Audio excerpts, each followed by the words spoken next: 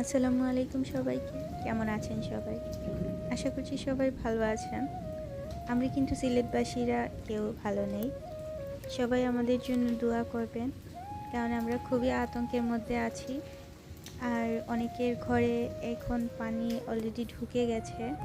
আর আমরা মনে হয় অপেক্ষা করছি কখন ঢুকবে পানি। বাট আল্লাহ ভালো জানেন। এটা ছিল সকালবেলা।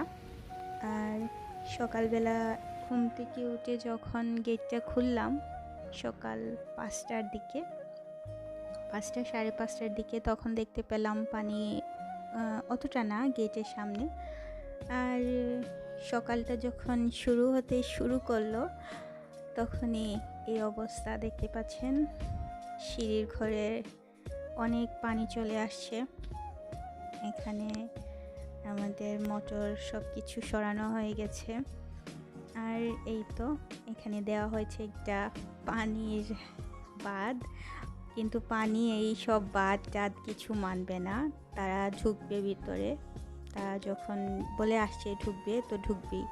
তো ঢুকে গেছে পানি অলরেডি, নিচতলায় পানি, আসলে নিচতলায় পানি ঢুকেই গেছে।